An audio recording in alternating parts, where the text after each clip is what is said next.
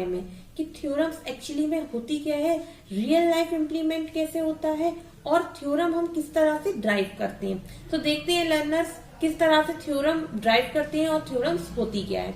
Learners ये देखिए मैंने यहाँ कुछ लिख रखा है, mathematical theorem can be defined as the statement, मतलब थ्योरम क्या है, एक स्टेटमेंट है।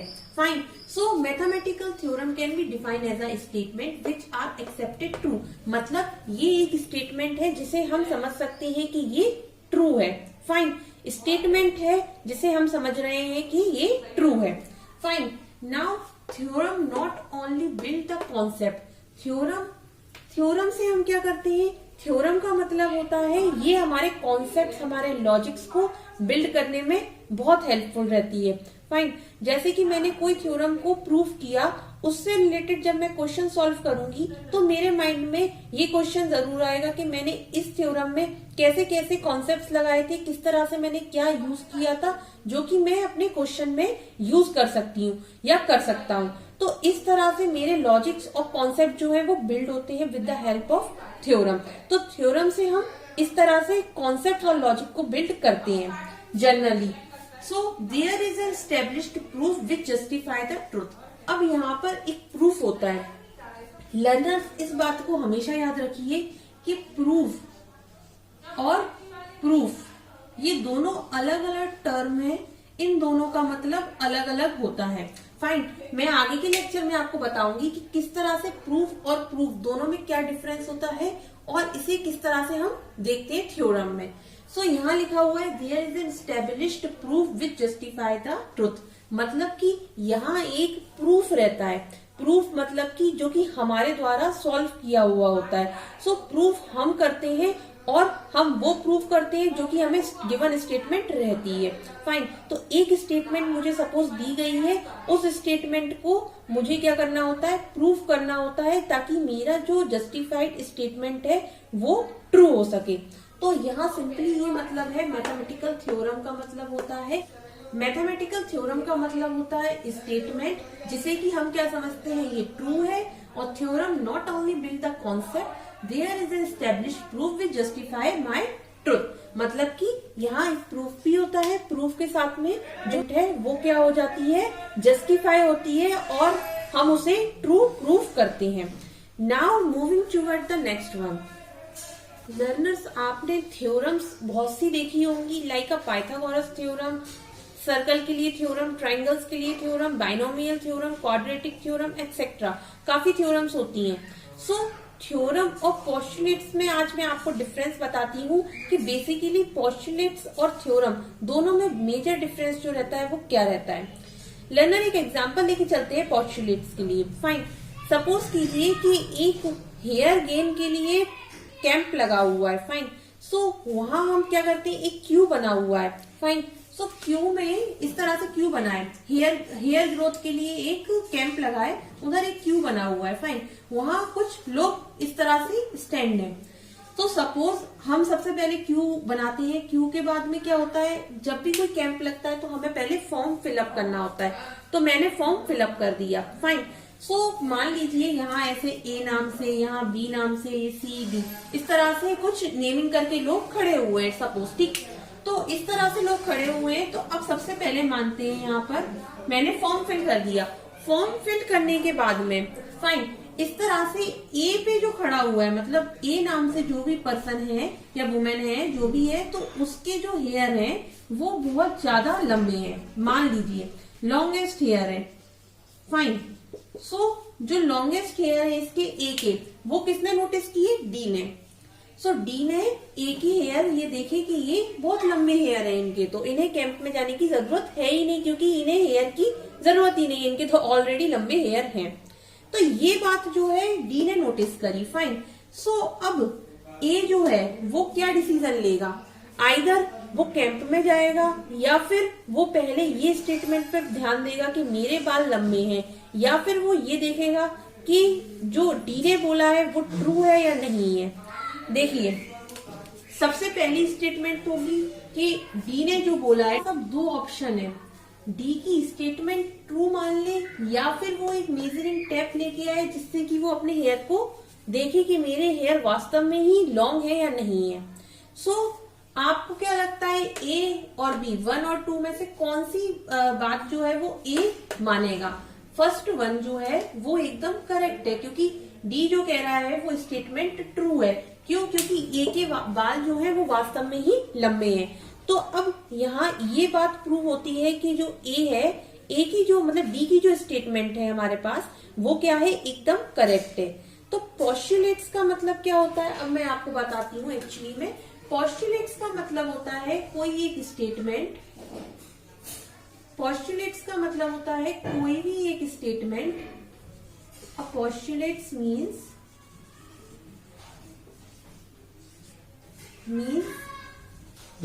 a statement. Postulates means a statement that are true without giving any proof. Without giving any proof. Without giving any proof. मतलब postulates का मतलब क्या हो गया, बिना किसी प्रूफ के स्टेटमेंट को ट्रू प्रूफ करना, ये होता है पोस्टुलेट्स का मतलब। फाइन। सो यहाँ मुझे कोई भी यहाँ पर मुझे प्रूफ देने की जरूरत नहीं पड़ी कि ए के बाल जो है वो बहुत लंबे हैं। फाइन। तो ये हो गया पोस्टुलेट्स का मतलब। पोस्टुलेट्स क्या होते हैं, स्टेटमेंट्स होते हैं। सिमिलरली थ्योरम भी स्टेटमेंट होती है, बट थ्योरम और पोस्टुलेट्स में यही डिफरेंस होता है, जैसे कि मुझे यहाँ पोस्टुलेट्स में कोई भी ये देने का जरूरत नहीं पड़ा, ट्रुथफुलनेस या फिर ये क्या प्रूफ की कोई जरूरत नहीं पड़ी। अब थ्योरम की बात करूं मैं, तो थ्योरम जो होती है वो भी एक स्टेटमेंट होती है। It is an statement which require proof to justify the answer,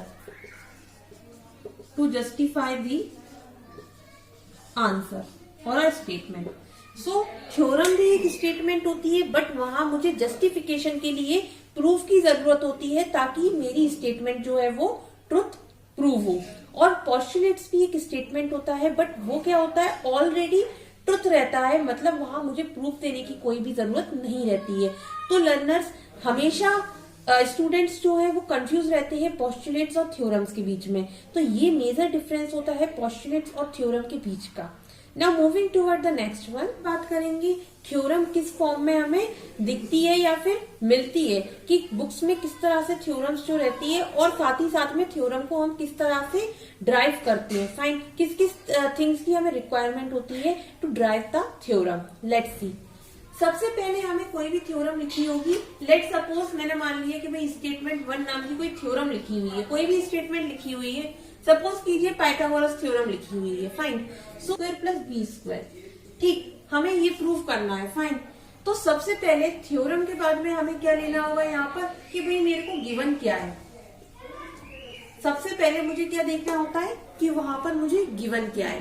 ठीक, सबसे पहले गिवन देखते हैं हम, उसके बाद में हम क्या देखते हैं, भाई कंस्ट्रक्शन कैसे हो रहा है। मतलब कि जो भी है, सर्कल है, ट्राइंगल है, रेक्ट्राइंगल है, व्हाटएवर, तो उसमें हम परपेंडिकुलर बनाएंगे या लाइन ड्रॉ करेंगे या कुछ भी, एनीथिंग एल्स, तो वो किस तरह से कंस्ट्रक्शन उसमें पॉसिबल है वो सब हम चेक करते हैं। उसके बाद में हमें प्रूफ क्या करना है, मतलब कि हमें किस रिजल्ट तक पहुंचना है। भाई हमें तो इस रिजल्ट तक पहुंचना है, h square equals to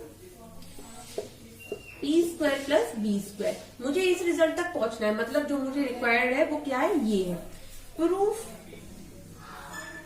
proof मतलब जो कि अब मेरे द्वारा होगा वो होगा प्रूफ।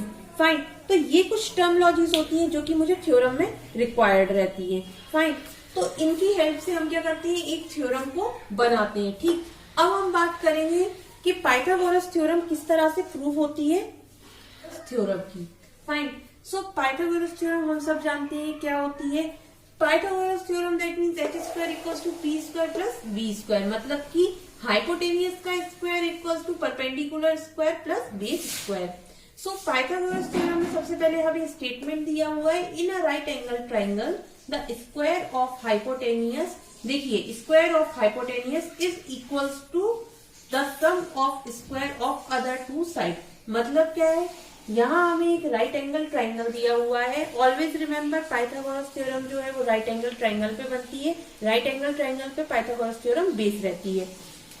ये जो साइड रहती है उसे हम बोलते हैं एच, दैट मीन्स हाइपोटेनियस। ये जो साइड होती है हम उसे बोलते हैं परपेंडिकुलर और इसे हम बोलते हैं बेस।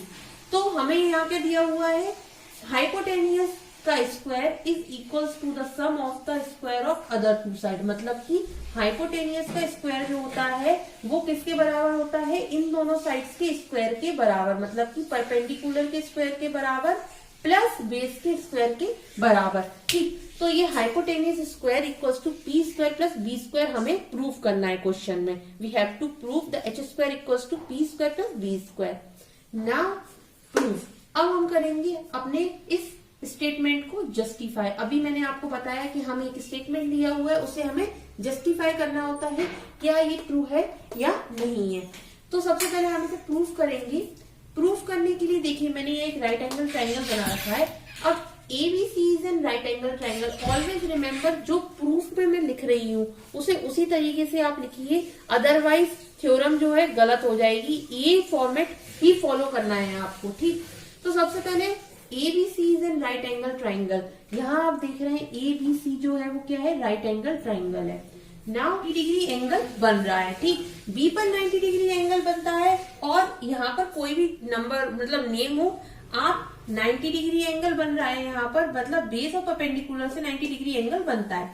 अब मैंने क्या किया, B से एक परपेंडिकुलर डाला टुवर्ड द AC। मतलब कि अब क्या हो गया, AC जो है वो परपेंडिकुलर हो गया किसके, BD के। देखिए यहाँ लिखा हुआ है AC is perpendicular to BD। ठीक, तो मैंने क्या किया, यहाँ पर एक परपेंडिकुलर डाला और वहां क्या हुआ, BD equals to BD is perpendicular to AC। तो जो कि मैंने यहाँ लिख रखा है, ये लिखा हुआ है। सो अब हमें क्या करना है, दो ट्राइंगल लेने हैं। ट्राइंगल कौन से लेने हैं मैं आपको पहले बता रही हूँ। मैं आपको पहले बता रही हूँ कौन से ट्राइंगल हमें लेके चलना है। एक ABC एंड ADB, फाइन। फिर उसके बाद में एक और ट्राइंगल लेना है ABC and BD and C।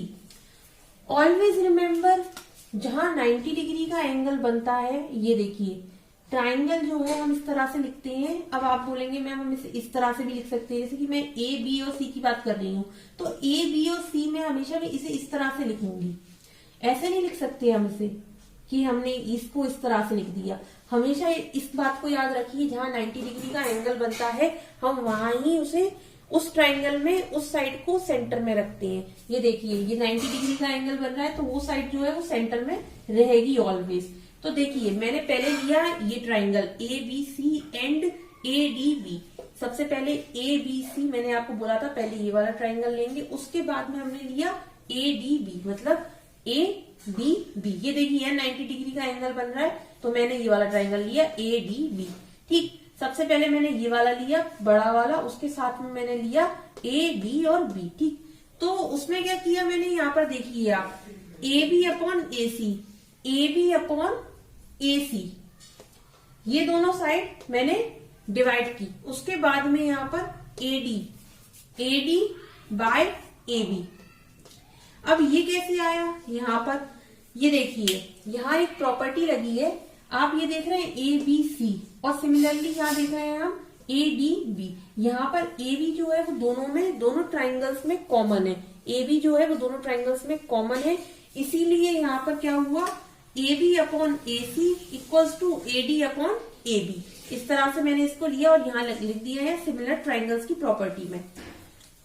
उसके बाद मैंने क्या किया, इसका क्रॉस मल्टीप्लाई किया। क्रॉस मल्टीप्लाई करने पर मुझे मिला AB square equals to AC into AD। ये फर्स्ट मान ली इक्वेशन मैंने। सिमिलरली दूसरा ट्राइंगल लिया मैंने ABC एंड BDC। ये देखिए ABC और BDC, देखिए राइट एंगल ट्राइंगल बन रहा है यहाँ पर। ये सेकेंड नंबर का एक ट्राइंगल लिया, तो यहाँ भी सिमिलर वही ट्राइंगल का फॉर्मूला लगा सिमिलर ट्राइंगल्स का।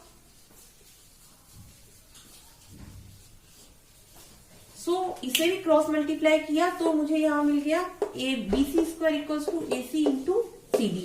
Now equation first and second, इन दोनों को हम ऐड करेंगे तो इन दोनों को ऐड करने पे हमें कुछ इस तरह से रिजल्ट मिलेगा।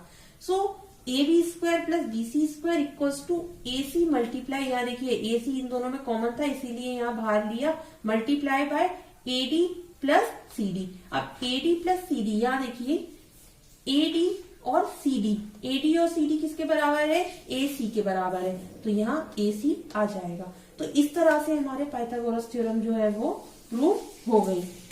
सो ये होती है all in all Pythagoras theorem, जो कि बेसिक क्वेश्चन है आपका क्लास में पूछा जाता है बेसिकली, और ये थ्योरम जो है मोस्ट इंपॉर्टेंट थ्योरम है।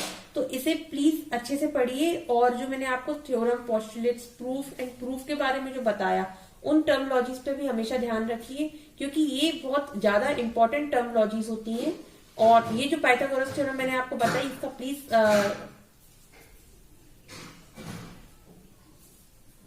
पाइथागोरस थ्योरम जो है मोस्ट इंपॉर्टेंट है। आई होप आपको मेरा ये वीडियो बहुत अच्छा लगा हो। So please comment me if you have any doubt. Thank